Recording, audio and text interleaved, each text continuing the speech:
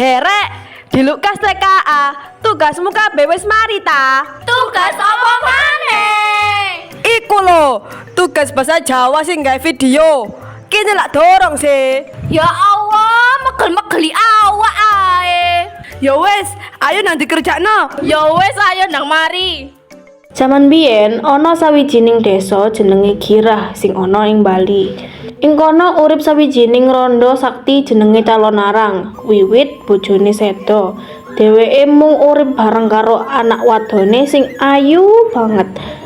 Arane Ratna Manggali. Kecantikan Ratna Manggali wis kondang tekan dindi. Nanging ora ana lanang siji wae sing wani ngelamar. Wong-wong padha wedi karo ibuke Calonarang kuwi mau, sing dikenal galak lan duweni ilmu ireng.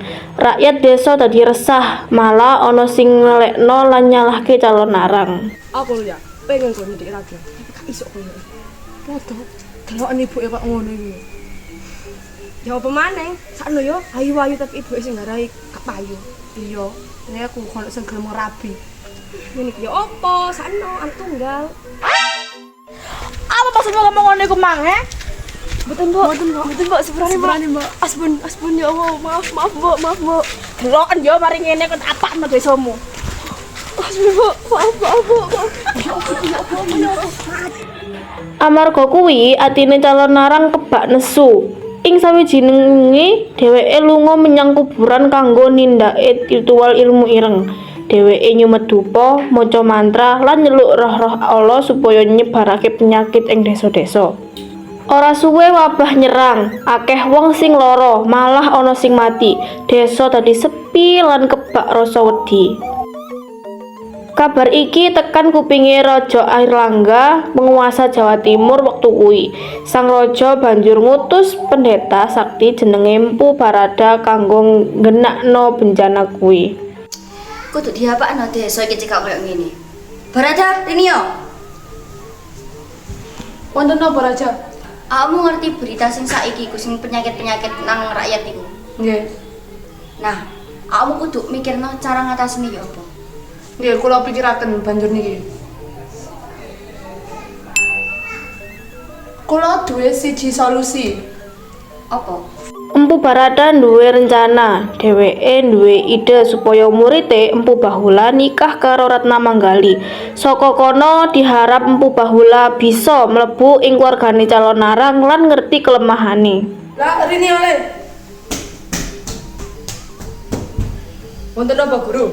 Kowe ngerti sing wabah penyakit desa gara-gara Calonarang iku? Nggih.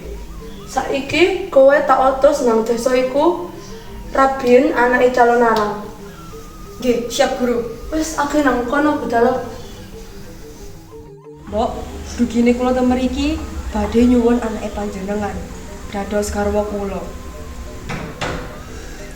Apa alasane awakmu pengen rabi anakku? Alasan kula pengen ngerabi anaknya jenengan karena kula cinta sama anaknya jenengan.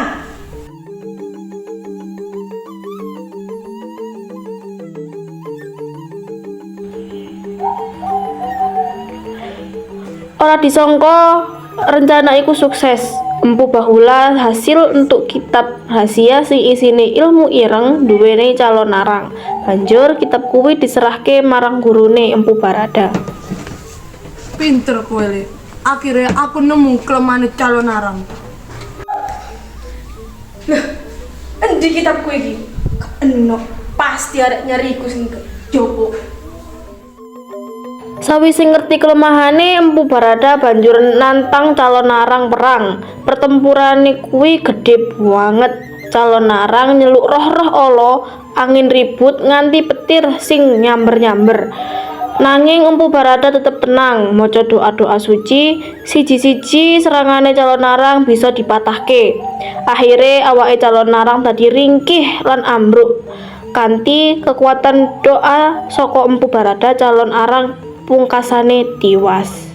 Kan diare iku pas diare iku nyolong kitabku. He kan, pas yo nyolong. He, wis cukup ya kon Calonarang. Joget omong kon tuwek.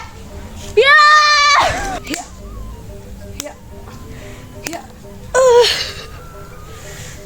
Ya, lari. Ya. Mama.